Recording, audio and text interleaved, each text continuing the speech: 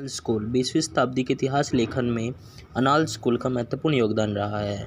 इस धारा की विधिवत शुरुआत तब हुई जब 1929 में मार्क ब्लॉक और लूसिया फेबर ने अनाल दिस्तुआर इकोनॉमिक असोसिएशन नामक पत्रिका की स्थापना की। अगर विषय वस्तु के विस्तार तथा पद्धतियों में अभिनव प्रयोगों के अर्थ में देखा जाए तो इस स्कूल की फ्रांस में बहुत ही महत्वपूर्ण भूमिका थी। इसके द्वारा अनेक दशकों तक अन्य अनेक देश में इतिहास लेखन को प्रभावित किया।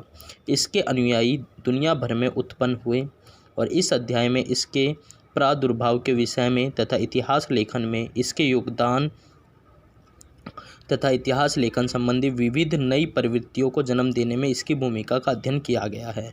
इस प्रकार अनाल स्कूल की स्थापना 20वीं शताब्दी के इतिहास लेखन की परंपरा में एक बहुत ही महत्वपूर्ण घटना थी। Mark Bloch, Lucien Febvre, Fernand Braudel, Georges Duby, Emmanuel Le Roy Ladurie, Robert Mandrou, Jacques Le Goff तथा ऐसे ही अनेक इतिहासकारों ने विषय और पद्धति में हमेशा नई नई खोजों के माध्यम से समय समय पर इतिहास लेखन से संबंधित व्यवहारों को पुनर्परिभाषित किया।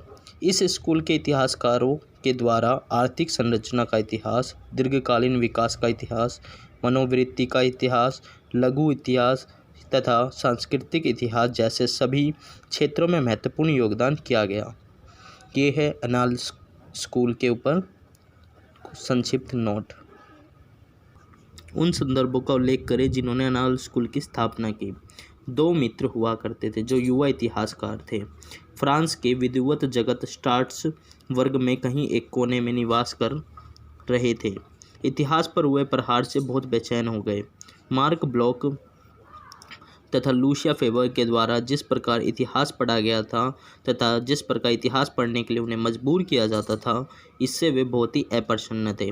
नए नए विषयों के अपेक्षाकृत जो अंतर्दृष्टि प्राप्त हो सकती थी उनके प्रति वे बहुत संवेदनशील थे। उन्हें इस बात से असंतुष्टि थी कि जिन विषयों को एक दूसरे के घनिष्ठ होना चाहिए था वे एक दूसरे के शत्रु बने हुए हैं तथा उन्होंने अपने चारों तरफ एक दीवार खड़ी कर ली थी। उनके द्वारा जनवरी 1929 में एक नई पत्रिका अनाल दिस्तुआर इकोनॉमिक असोसिएशन का प्रकाशन शुरू किया गया और शुरू में इस पत्रिका के द्वारा समकालीन विषयों में जुड़े हुए मुद्दों पर अपना ध्यान केंद्रित किया गया, जिससे उत्पन्न हुए संकटों की जड़ों तक पहुंचने में मदद मिले तथा उन्हें समझा जा सके। कुछ समय के बाद इसने बड़ी तेज़ी से मध्यकालीन और प्रारंभिक आधुनिक इतिहास को, जो मार्क ब्लॉक तथा लूसिया फेबर के विषय में थे, पर अपना ध्यान केंद्रित किया।